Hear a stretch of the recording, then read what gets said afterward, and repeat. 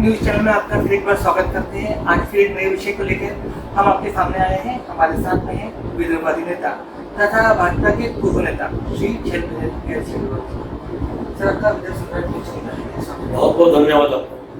Sir, जो चुनावी मुद्दों को लेकर फिर एक बार राजनीति में एक नए विषय को लेकर राजनीति लोगों को बहकाया जा रहा है। तो जो मुद्दे हैं, तो क्या मुद्दे होना चाहिए चुनावी मुद्दे? हर हाथ को काम, हर खेत को पानी, ये चुनावी मुद्दा होना चाहिए। लेकिन सभी सरकारें अपने सत्ता में बनाए रखने के लिए उनको देश के नागरिकों को कमजोर कर रहे हैं।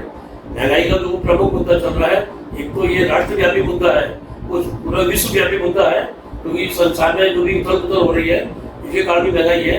दूसरा, सरकारों में जो भ्रष्टाचार चल रहा है चरम सीमा पे, हर आदमी अपना घर बनने को देख रहा है, ये भी मुद्दा है। दूसरा, महंगाई जो है, डीजल जो है, पेट्रोल पदार्थ, इसके भाव इतने बढ़ गए हैं, उसके कारण जो है सभी चीजें महंगी होती जाती है। कोई भी डीजल अगर सस्ता हो जाए, कॉमर्शियल डीजल, उस पर सभी प्रकार के टैक्स बढ़ जाए, सिर्फ वेट लग जाए मामूली, तो सभी चीजें ऑटोमेटिक सस्ती हो जाएगी। लेकिन कोई भी सरकार ऐसा नहीं कर रही है। केंद्र सरकार भी नहीं कर रही, राज्य सरकारें भी नहीं कर रही है। डीजल पेट्रोल पे जीएसटी लागू करें तो महंगाई में कमी आ सकती है, इसका हमको फायदा मिल सकता है।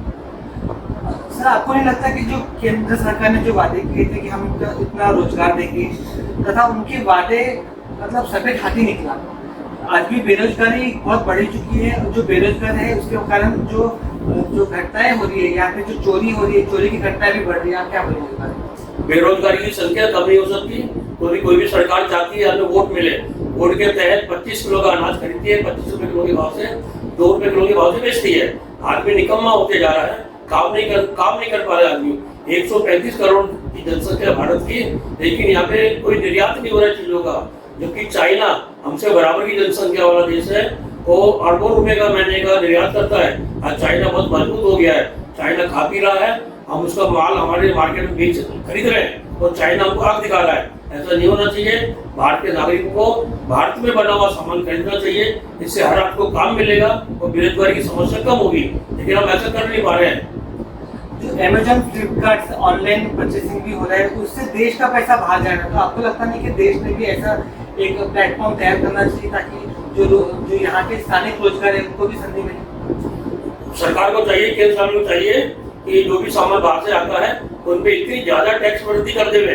वैसे सरकारी जो कानून है, मान्यता है अंतर्राष्ट्रीय है, उसमें सामान को बिकने आएगा, लेकिन उस पर इतना टैक्स लगा सकती है गवर्नमेंट कि सामान बिके ही नहीं और उससे सस्ता हमारा सामान मिले, ताकि लोग यहाँ का माल खरीदे और विदेशों का माल नहीं खरीदे। और अंतर्राष्ट्रीय मुद्रा जो है वो हमारे पास आवे, हम निर्यात करेंगे, अंतर्राष्ट्रीय मुद्रा हमारे पास आएगी।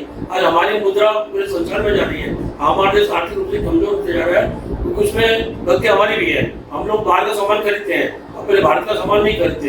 भारत की जो कंपनियां हैं, अभी जो संकट आया था देश में, तो भारतीय कंपनियों ने अरबों रुपया दिया सरकार को कोरोना के माहौल में, लेकिन विदेशी कंपनियों ने 1 पैसा नहीं दिया। तो हमको भी सोचना चाहिए कि हमें सामान अपनी कंपनी से खरीदना चाहिए कि विदेशी कंपनियों से खरीदना चाहिए, ये आम जनता को सोचना चाहिए। सर, सांसद और जो विधायक है उनकी पगार और पेंशन के बारे में आपके क्या विचार? बहुत साल पहले, 3-4 साल पहले की बात है, भारत के प्रधानमंत्री श्री नरेंद्र मोदी जी ने देश की जनता से आह्वान किया था कि राष्ट्र हित में गैस की सब्सिडी लेना छोड़ दो। तो मैंने प्रधानमंत्री के आह्वान पर सब्सिडी लेना छोड़ दिया था।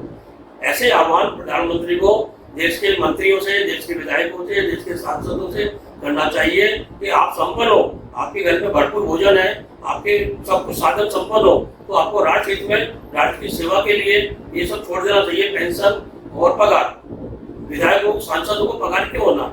क्या वो सरकारी कर्मचारी है? वो तो राष्ट्र की सेवा करने के लिए गए ना, उनको पगार नहीं होना चाहिए और पेंशन नहीं होना चाहिए। अगर पेंशन उन्हीं को होना चाहिए जो आर्थिक रूप से कमजोर है, जिनके घर की स्थिति ठीक नहीं है, उन्हीं को पेंशन लेना चाहिए, उन्हीं को पगार लेना चाहिए। बाकी सब राष्ट्र हित में प्रधानमंत्री को अपील करना चाहिए। और जो भी सरकार है, राज्यों की सरकार है, उनको भी, जैसे पंजाब सरकार ने क्या किया अभी, 1 रैंक 1 पेंशन, ऐसा तो करना ही चाहिए सबको, सभी गवर्नमेंटों को। जैसे 5 बार का सांसद है, 4 बार का विधायक है, तो कम से कम इतना नहीं तो 1 बार का कर दो उनको, 4 बार का मतलब 1 बार का कर दो। इतना तो सरकार को करना ही चाहिए, ताकि वो पैसा देश के विकास में लाया जा सके और वो पैसे से रोजगार के अवसर प्रदान किया जा सके। अगर रोजगार के अवसर प्रदान करेंगे सरकार, इनको 25 रुपए का अनाज 2 रुपए में बेचने की जरूरत नहीं पड़ेगी, और जो पैसा बचेगा वो भी रोजगार के अवसर प्रदान करने में काम आएगा। बहुत अच्छे विचार रखे सर ने। पेंशन के बारे में आपकी क्या राय है, आप भी हमें अवगत कराइए। शिक्षण प्रणाली में भी लूटमार चल रही है, जो प्राइवेट स्कूलें भी बहुत अनाप शनाप जो दे रही है, डोनेशन दे रही है, तो जो आम पब्लिक है उनको जो शिक्षण प्रणाली मिलना चाहिए नहीं मिलती, क्या बोलेंगे आप? जो प्राइवेट स्कूलों को भी गवर्नमेंट का जो प्रबल हाथ। देश का सबसे बड़ा उद्योग जो है वो शिक्षा उद्योग है। हर नेता, एमएलए हो, सांसद हो, मंत्री हो, सबकी स्कूल है करीब करीब। हर इतना बड़ा उद्योग बन गया शिक्षा का कि शिक्षकों से 50-50 लाख रुपए डोनेशन लेते हैं। वो डोनेशन देके शिक्षक बनते हैं, तो क्या शिक्षा दे देंगे और क्या कर लेंगे, क्या बच्चों को पढ़ा लेंगे? इस पे सरकार को ध्यान देना चाहिए। शिक्षा का जो है राजनीतिक बहुत ज्यादा राजनीतिकरण हो गया है। शिक्षा जो है सस्ती होना चाहिए, इसके सरकार को प्रयास करना चाहिए। शिक्षा में जो भ्रष्टाचार है वो खत्म होना चाहिए। सर ऐसा देश में एक बीच में नारा चला था कि देश में अटल बिहारी और गोंदिया में छह बिहारी, क्या बताएंगे इस नारे के बारे में, कैसे क्या नारा है? 1995 में जब महाराष्ट्र में बीजेपी शिवसेना की सरकार थी, उस समय अटल बिहारी वाजपेयी लोकसभा में प्रतिपक्ष के नेता ने गोंदिया आए थे। इंदिरा गांधी स्टेडियम में सभा हुई थी, गोंदिया रेस्ट हाउस में मुलाकात हुई थी हमारी। 1.5-2 घंटे बैठे थे हम लोग। नितिन गडकरी जो पीडब्ल्यू मंत्री थे महाराष्ट्र के, माधव शिवंकर सिंचाई मंत्री थे, वो भी बैठे थे, और हमारे 10-20 कार्यकर्ता बैठे थे। नितिन गडकरी ने अटल जी को मजा लिया। अटल जी बोले आप अटल बिहारी थे, छह बिहारी, तो कुछ सुनाओ बोले। तो मैंने उनको 11 चुनावी नारे लिख के दिया था। उसमें कुछ में वो याद है, 1995 की बात है। महाराष्ट्र में परिवर्तन हो गया, राष्ट्र में भी बाकी है। शरद पवार तो चले गए, नरसिम्हा राव भी बाकी है। राजा गए, अंग्रेज गए, कांग्रेस को भी जाना है। परिवर्तन की आंधी में भाजपा को आना है। एक देश में एक संविधान भाजपा का नारा है, वंदे मातरम का उद्घोष हमारी आंखों का तारा है। सत्ता फूलों का सहज नहीं, कांटों का ताज है। राष्ट्र को जब भाजपा की आज है। एक अटल अडवाणी, मुरली मनोहर सत्ता परिवर्तन करवाएंगे, पंत प्रधान नरसिम्हा राव को नंदियाल भिजवाएंगे। ऐसा मैंने 11 नारे लिख के दिया था उनको। अटल जी बहुत खुश हुए थे। नितिन गडकरी भी नागपुर ले गए थे, एक कापी मेरी छपाई उन्होंने नवभारत में, लोकमत में। अटल जी की एक कापी ले गए थे, बहुत खुश हुए सभी लोग। तब से नारा चल रही है, नई दिल्ली में अटल बिहारी गोंदिया में फिल्म। सर आज की जो परिस्थिति चल रही है कि जो राजनेता है जो स्थानिक मुद्दे, स्वास्थ्य, शिक्षा, इसको भटका कर लोगों को भटकाना चाहता है, आपस में झगड़ा लगाना चाहता है, तो भविष्य में लोगों को, जो आम पब्लिक को क्या करना चाहिए? सबसे पहले आम पब्लिक को अपने आप को भारतीय समझना पड़ेगा कि हम हिंदू नहीं है, हम मुसलमान नहीं है, हम सिख नहीं है, हम ईसाई नहीं है, हम भारतीय है।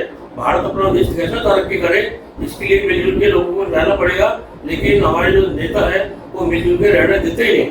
सब अपनी अपनी राजनीति रोटे से करें, अपनी राजनीति के लिए लड़ाई लड़वा रहे हैं। और कुछ गलतियां जो हुई है 1947 से, वो गलतियां राजनीतिक पार्टियों दोहराई है।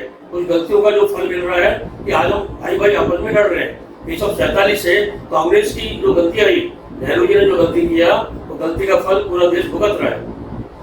धन्यवाद सर। आज हमने बात की बेबाक नेता तथा विरोध नेता अटल बिहारी अग्रवाल जी से। उन्होंने जो अपने विचार रखे, जनहित में रखे हैं। हमारे विचार आपको कैसे लगे, हमारे चैनल आपको कैसा लगता है, हमारा जो नया एपिसोड है आप इसके बारे में जरूर बताइए। देखते रहिए विदर्भ का नंबर 1 चैनल विदर्भ सम्राट। धन्यवाद।